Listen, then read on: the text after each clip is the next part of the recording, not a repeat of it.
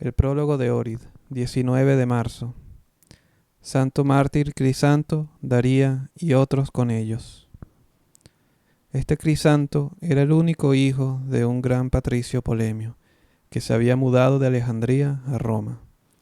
Como hijo de ricos padres, Crisanto estudió todas las disciplinas seculares, teniendo como maestros a las personas más instruidas.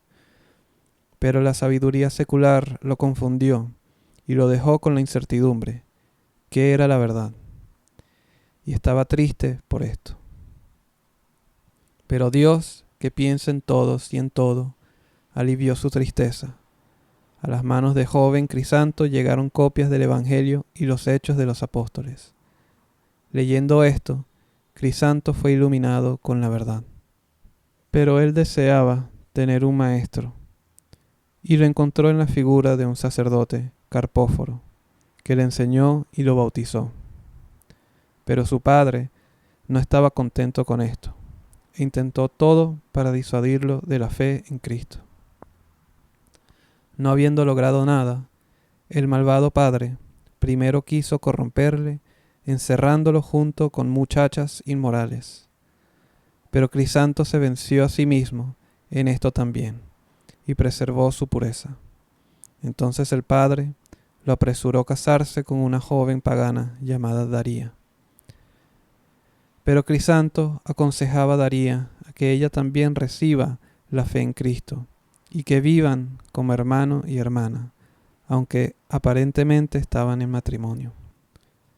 Cuando su padre murió, Crisanto comenzó a confesar libremente a Cristo y a vivir la vida cristiana, él y toda su casa. En tiempos del emperador Numeriano, él y Daría fueron terriblemente torturados por la fe.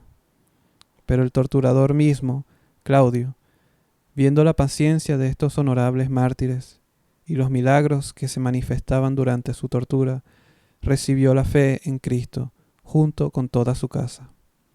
Por esto, Claudio también fue ahogado en el agua. Sus 2 hijos fueron decapitados y su mujer, recitando una oración en el cadalso, expiró. Daría mostraba tanta persistencia en las torturas que los paganos gritaban: «Daría es una diosa». Al final fue ordenado que tanto a Crisanto como a Daría los enterraran en un profundo hoyo y los cubran con piedras. En ese lugar después fue construida una iglesia. Cerca de ese hoyo había una cueva, en la cual una vez se reunieron algunos cristianos para la oración y la comunión en memoria de los santos mártires Crisanto y Daría. Al enterarse de esto, los paganos atacaron y clausuraron aquella cueva, y así a través de la muerte enviaron a estos cristianos desde este mundo al mejor mundo, donde Cristo el Señor reina en la eternidad. Estos famosos mártires, Crisanto, Daría y los otros con ellos, entre los cuales están Diodoro el sacerdote y Mariano el diácono, sufrieron por Cristo en Roma en el año 283 y 284 después de Cristo. Santo mártir Pancario. Nació en Vilápata, en Germania. Fue un alto oficial en la corte del emperador Diocleciano y Maximiano. Primeramente negó a Cristo, pero aconsejado por su madre y su hermana, se volvió a la fe en Cristo y murió por ella en el año 302. Reflexión.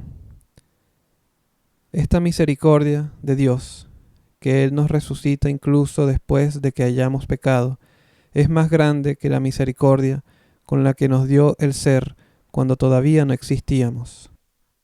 Gloria, Señor, a tu inmensurable misericordia. Así dice San Isaac el Sirio. Quiere decir, Dios nos mostró más grande misericordia cuando nos salvó a través de Cristo de la podredumbre del pecado y de la muerte, que cuando nos creó de nada. Y de verdad es así. Los padres terrenales obran más grande misericordia al hijo perverso y caído cuando lo reciben otra vez, cuando le perdonan todo, lo hacen civilizado, lo limpian, lo curan y otra vez lo hacen su heredero, que cuando le dan a luz.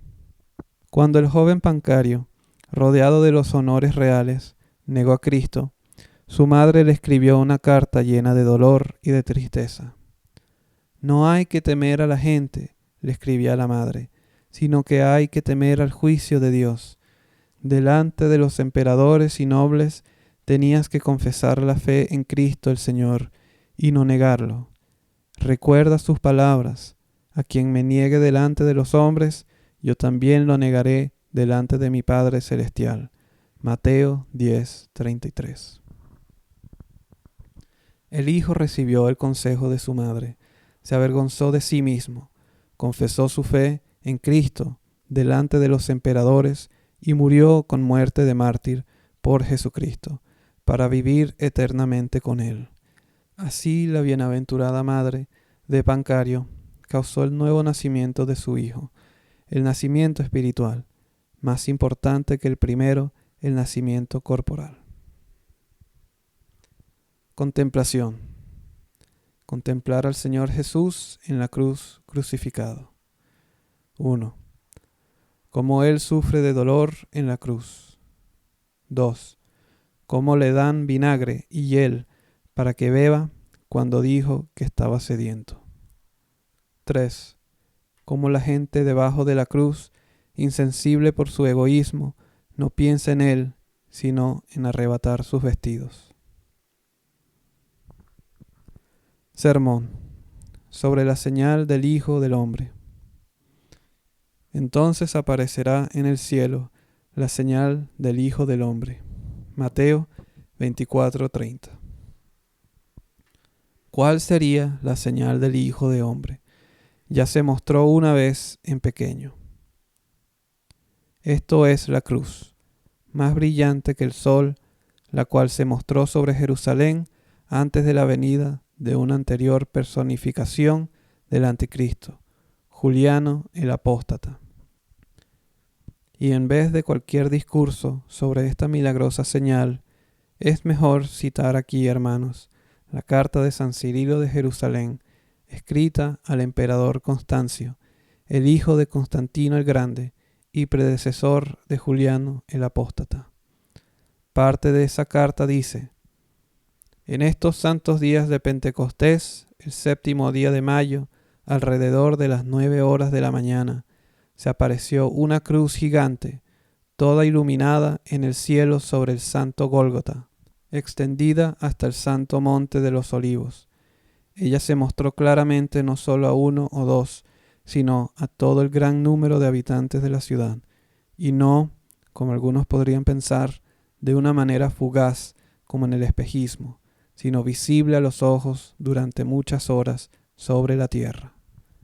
Con un resplandeciente brillo superaba los rayos del sol, porque si no hubiera sido así, hubiera sido vencida por ellos, por los rayos del sol, y no hubiera sido visible de no haber emanado rayos más fuertes que el sol, delante de los espectadores.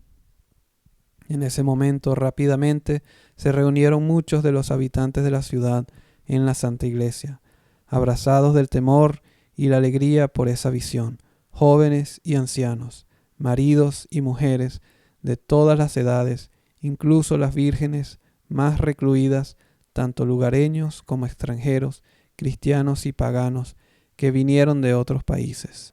Todos en un mismo espíritu, como de una misma boca, glorificaron al milagroso Jesucristo, Señor nuestro, unigénito, Hijo de Dios, y en verdad conocieron a través de la experiencia que la piadosa enseñanza cristiana no está en los discursos persuasivos de sabiduría humana, sino en manifestación de espíritu y de poder. 1 Corintios 2:4. Y no solamente predicada por la gente, sino también testimoniada por Dios desde el cielo. Hebreos 2:3-4.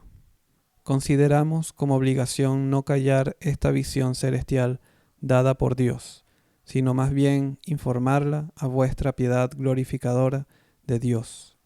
Por eso me apresuré a cumplir con esto por medio de esta carta. Oh hermanos míos, todo es posible para Dios, tanto mostrar lo creado a la gente como crear lo no creado.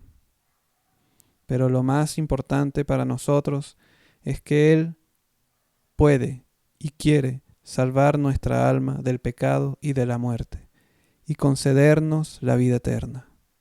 Recemos a Él por esto, cada día y cada noche. Señor Todopoderoso, a ti la gloria y el agradecimiento por los siglos de los siglos. Amén.